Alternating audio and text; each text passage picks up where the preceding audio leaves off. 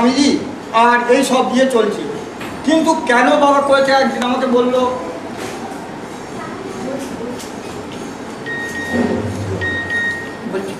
উৎসব মানে হচ্ছে সবাই মিলে আমরা মিলিত হব, যত উৎসব হবে তত আমরা এক জায়গায় মিলিত হতে পারবো এবং আমরা আমাদের ভাইরা আমাদের সঙ্গের সেবকরা সব একসঙ্গে মিলিত হয়ে আমাদের সুখ দুঃখ আমাদের যেটা অভাব সব কিছু আমরা আলোচনা করতে পারবো এবং এই আলোচনার মাধ্যমে আমরা কী করবো না আমরা এগিয়ে যেতে পারবো কি না ঠাকুরের আদর্শ ধারা। এবং বাবা যেটা বলতে চেয়েছে, বাবা যেটা রূপ দিয়ে চেয়েছিল, আমাদের মতন কিছু খারাপ ছেলেদের দীক্ষা দিয়ে হাতে এটাকে নষ্ট করে ফেলেছে। তিনি তাই তার সন্ন্যাসী শিষ্যদের মধ্যে এটাকে দিয়ে তার শক্তি ঐশ্বরিক দিয়ে তিনি চাইছেন যে পুনরুজ্জীবিত করার জন্য, সেই জন্যই তিনি এটাকে করেছেন। সেই জন্য আমাদের সবাই তার ইচ্ছা হওয়া উচিত যে বাবার এই আদর্শকে এবং ধারাকে নিয়ে আমাদের এগিয়ে চলা। কারণ বাবা কি করতে চাইছে জানি না।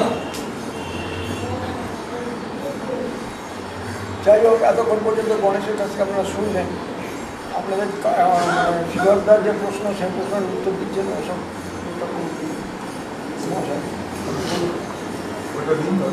এই স্বামীজি মহারাজগণ এবং উপস্থিত ভক্তমণ্ডলী,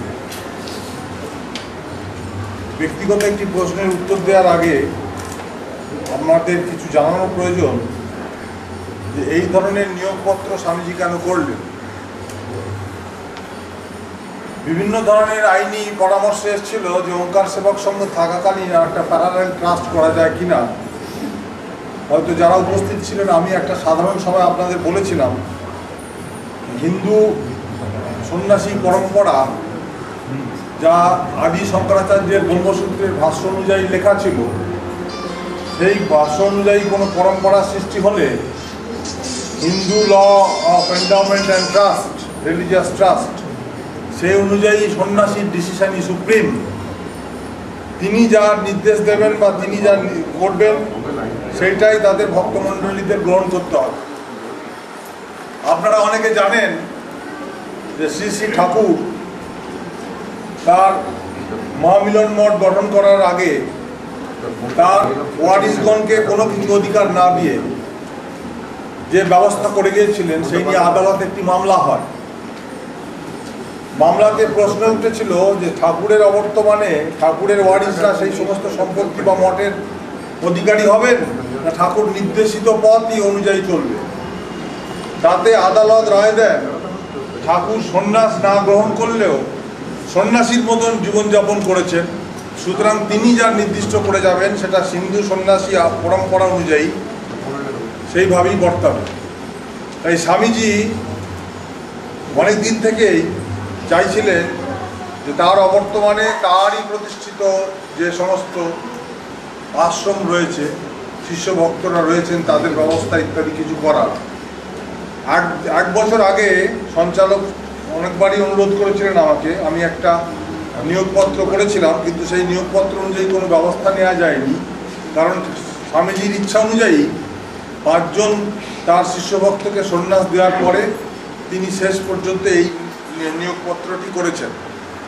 এখন এই নিয়োগপত্র মানে, যেমন আপনাদের একটা উদাহরণ দিই, যে এই হিন্দু আইন অনুযায়ী আর একটা আইন আছে প্যারালাল, যে আমরা যদি আমাদের কোনো সম্পত্তি কোনো দেবতাকে অর্পণ করি, তাহলে অর্পণ করার পর সম্পত্তিটা দেবতাকে ভেস্ট করে যায়, তখন আমি শুধু সেবায়িত হিসেবে তার সেবা করতে পারি, আমার রাইট টাইটেল ইন্টারেস্ট থাকে না।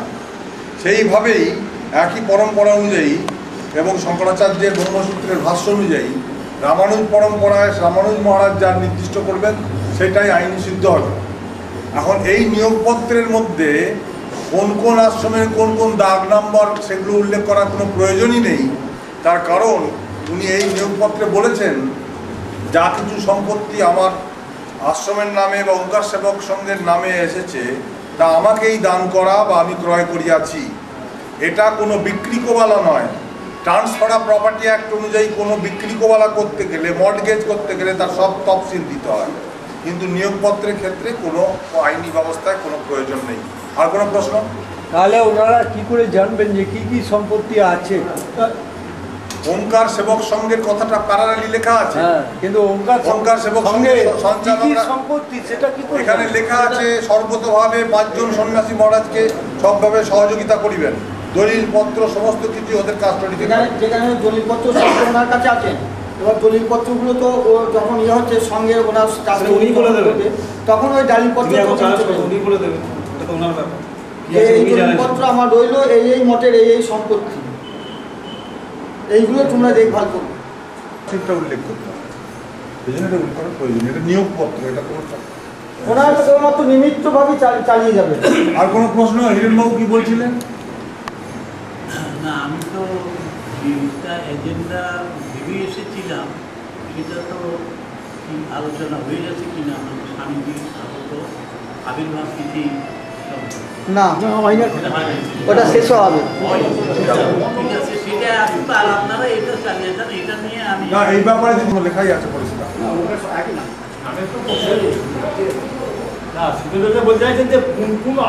ওঙ্কার সেবক সংঘ তার রেজিস্ট্রেশন নাম্বার সব কিছু চলবে।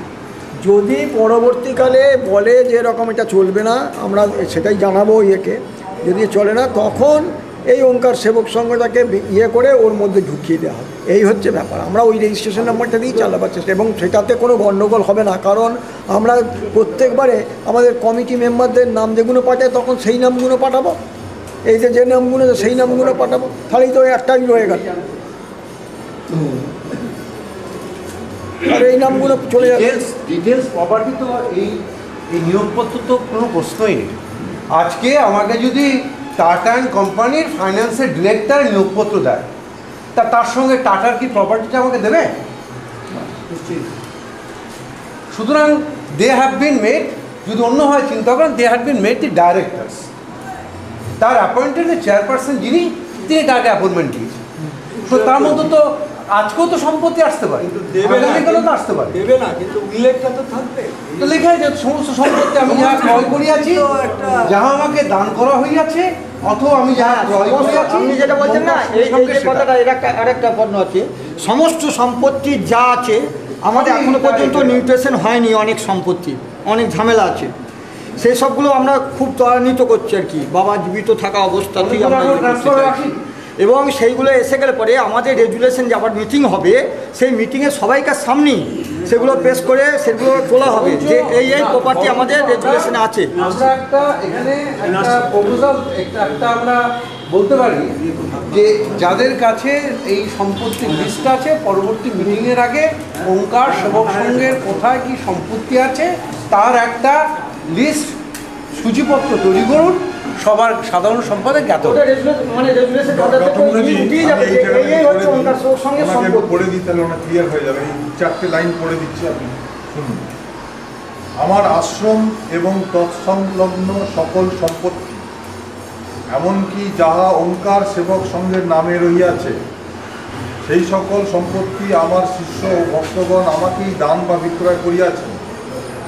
আমার বর্তমানে বয়স হইয়াছে এবং আমার অবর্তমানে সংঘের কাজ উপযুক্ত আদর্শমত সুষ্ঠুভাবে পরিচালনার জন্য আমি ঘোষণা করিতেছি যে উপরিউক্ত মঠ ও তৎসংক্রান্ত পরিচালনভার আমাতেই বর্তাইয়াছে, যেহেতু আমি মঠ ও সকল সম্পত্তির মালিক ও প্রতিষ্ঠাতা করিতেছি। এখানে আলাদা করে বলার প্রয়োজন নেই। আপনার দরকার কখন? আপনি একটা কোনো সম্পত্তি কিনতে যাচ্ছেন, রাইট টাইটেল ইন্টারেস্ট যতক্ষণ না আপনার আসছে তখন আপনি মালিক হবেন না, তখন সেই স্পেসিফিকেশন করতে হবে, চৌহদ্দি দিতে হবে, তফসিল দিতে হবে। কিন্তু এটা তো অলরেডি উনি যেটা ডক্টর স্বামীজি টোটাল এই আসলে সম্পত্তি কি তার তো লিস্টটা থাকে। হ্যাঁ, সেটা উনি বলছেন তো। এগুলো তো ভাগ ভাগ হয়ে আছে, লিস্টটা দলিলে আছে, এটা অ্যাটাচমেন্ট। জয় শ্রী মহারাজ কি জয়,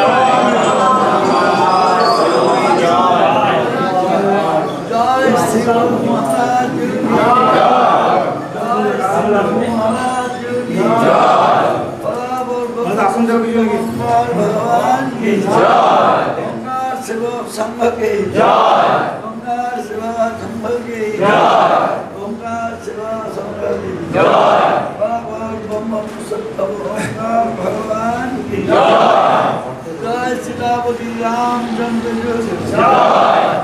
তোমার 24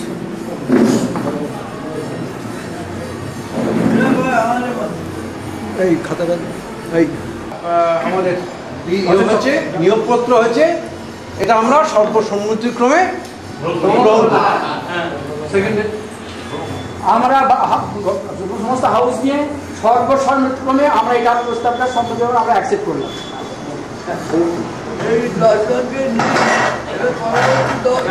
আমরা সমর্থন আপত্তি থাকলে জানাবেন, তাই নিয়ম। আপত্তি যখন নেই যারা আপত্তি বলবে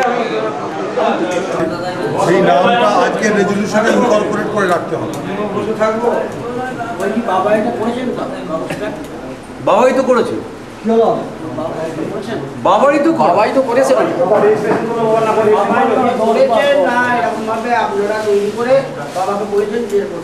সেটা আপনি জিজ্ঞেস করে নিন। ঠিক করে বলে ফেসবুক হয়েছে বাবা আছে আপনি এটা পড়েছেন কাগজটা? রেজিস্টার জিজ্ঞেস করলো আপনি, শ্যামানন্দ বলছে এটা তো রেজিস্টার জিজ্ঞেস করতে পারেন। বলছে এটা আপনারা তৈরি করে বাবা না, করেছে। ওটা তো আপনি করেছেন কিনা না মহারাজি, আপনি করেছেন সেটা মহারাজি, ওটা তো আপনি জিজ্ঞেস করতে পারেন না, ওটা রেজিস্টারে জিজ্ঞেস করার কথা। যিনি রেজিস্ট্রি করেছেন রেজিস্টার কথা রেজিস্টার অধিকার আপনি চুপ বাবাকে বলতে দিন। আপনি বলুন কি বলছেন বলুন।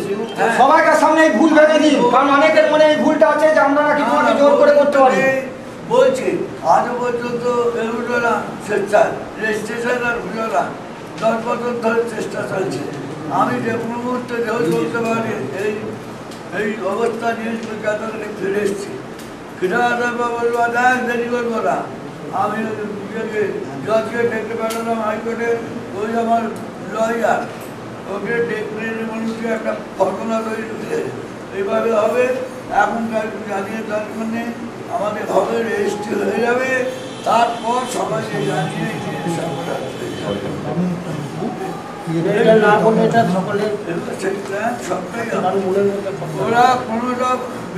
ওরা কোনো দায়িত্ব দিতে চায়।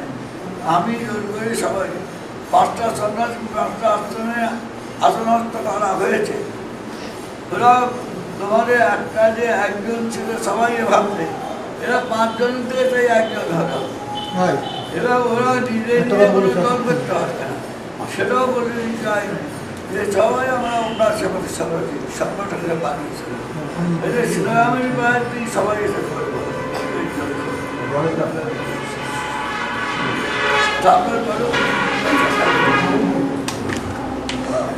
বাবার হাতে ওইটা দিন, একটা ফটো তুলুন। এটা আমি রেজিস্ট্রি সই না করে দিলে বাবা ওই ওটাকে এরকম করে সামনে তুলে ধরতে, এমনিতে চলে যাবে। ঠিক আছে ও ঠিক আছে। মানে দেখতে ভালো লাগবে।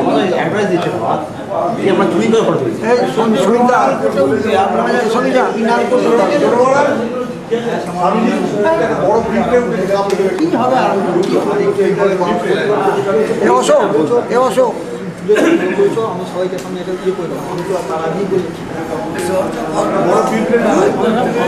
কোথায় কোথায় যাবো? কোথায় কোথায় পিঁপড়েটা কোথায়?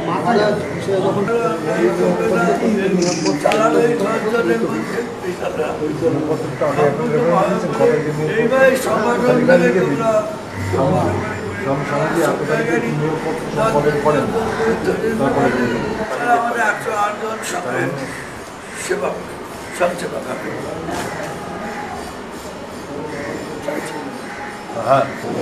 আগে সংগঠন করে দিয়ে যায়, এবার তাকে ওরা মারিয়ে দেবে। যারা আমরা কাছে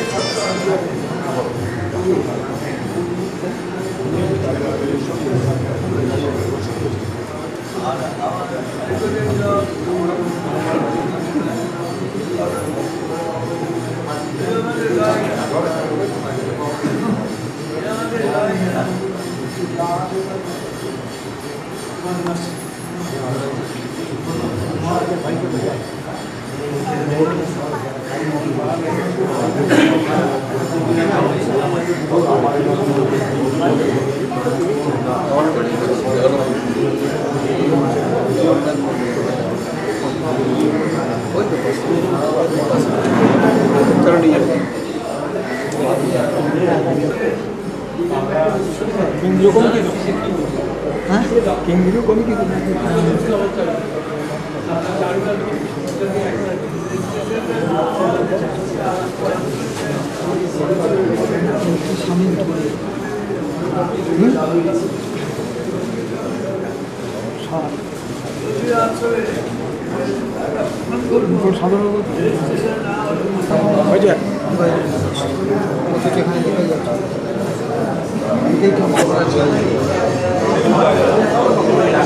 तीन आठ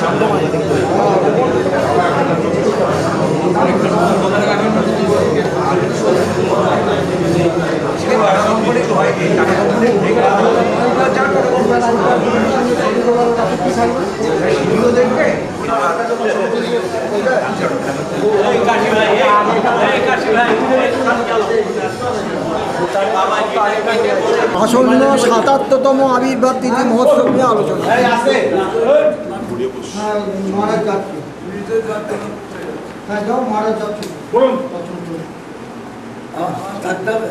না তুমি যেতে পারো, তুমি বসবে, বসো, মহারাজকে করে দিই, তুমি বসতে পারো, বসো, মহারাজকে করে দিই। হ্যাঁ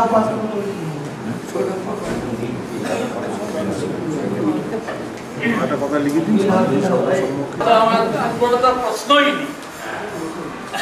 যাই হোক, আপনারা যেটা চেয়েছেন আসলে কি আমাদের সামনে একটা গুরু দায়িত্ব। পিতা তিনি সন্তানদের যোগ্যতা দেখলে যেমন খুব খুশি হন, অযোগ্যতায় অনুরূপভাবে ব্যথা। আমাদের সমবেতভাবে সবাই মিলে যাচ্ছে তো, সবাই একত্রে আমাদের এখানে আবির্ভাব তিথি সম্পর্কে বিভিন্ন দায় দায়িত্ব অন্যান্য বছরে কিভাবে সেটা জন্মতিথি পালনের বিষয়, হ্যাঁ কিভাবে সেটা করা হবে, আমার যতটুকু অভিজ্ঞতা। মনে রেখে দেবেন, এইবারে ভিড় অসম্ভব হবার সম্ভাবনা খুব বেশি। সেই রকম হিসেবে আপনারা নিজেরা প্রস্তুত হন। আমি আপনাদের কি বলবো, বলার ইয়ে হচ্ছে, আমাদের এমনভাবে আমাদের আয়োজন করতে হবে যাতে কোনো সদস্য, কোনো মানে ভক্ত এসে যেন না ফিরে যান না খেয়ে, এবং সুশৃঙ্খলভাবে কর্মার জন্যে একটা করে একটা কমিটি করে দেওয়া হবে, তারা সেই দায়িত্বগুলো পালন করবে। প্রকৃতপক্ষে কেবলমাত্র একটা দিক দিয়ে গেলেও মানে আমাদের যেখানে লাইন দিয়ে প্রণাম করানো হয় সেখানে বড্ড বিশৃঙ্খলা হয়, ভোরবেলা পুজোর সময় ভীষণ বিশৃঙ্খলা হয়, সেগুলি যাতে না হয় আমাদের সকলকার সহযোগিতা ভিন্ন এগুলো সম্ভব নয়। কিন্তু প্রকৃতপক্ষে আমরা সকালবেলায় কাউকে পাই না, নানা রকম ঝামেলা ঘটে। তো গত বছর ভালোভাবে করা গেছিলো এই পর্যন্ত বলতে পারি আপনাদের। আর এবারে যেটুকু জেনে রেখে দেন, অন্তত 15,000 লোক হবে এই কমপক্ষে, এবং সেই 15,000 লোকের পাতে যাতে আমরা তাদের মানে অন্য ইয়ে দিতে পারি, তার ব্যবস্থা করবার জন্য আপনাদের সচেষ্ট হতে বলছি। মুদিখানা প্রায় গতবারেই 30,000 টাকা না 32,000 টাকা লেগেছিল, এবার তো 3 গুণ দাম। এবার 50 ধরে না, লোক তো বেশি। গত বছর আমাদের 1,000 লোক খেয়েছিল, আর 4-5,000 লোক খেয়েছিল, 5,000। এবার তো বলুন আর বেশি একটা বম ছিল এই দিনে, বম ছিল, এবার তো লোক বহু রবিবার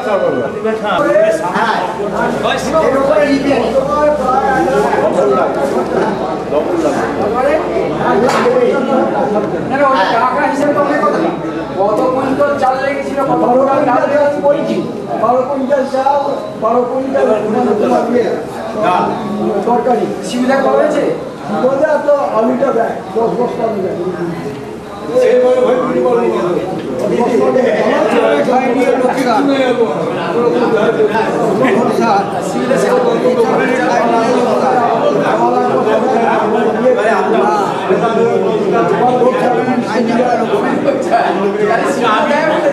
সঞ্চালক মশাইয়ের কাছে একটা ক্যাশ কালেকশন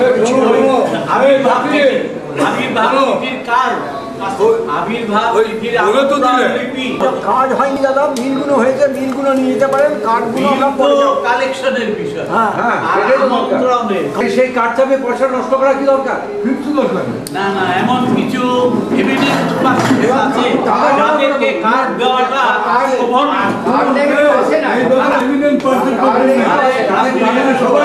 শুনুন, রমারঞ্জন মুখোপাধ্যায় অত্যন্ত প্রিয় পাত্র, সেটা কম্পিউটার মুখে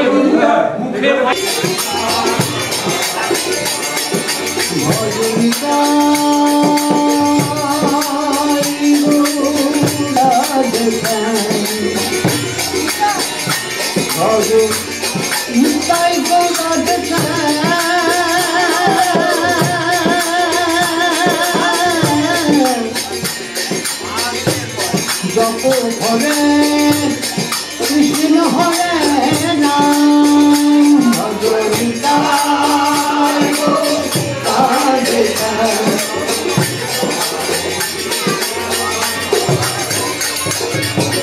জয় রামানন্দ জয় রামানন্দ জয় রাম জয় রাম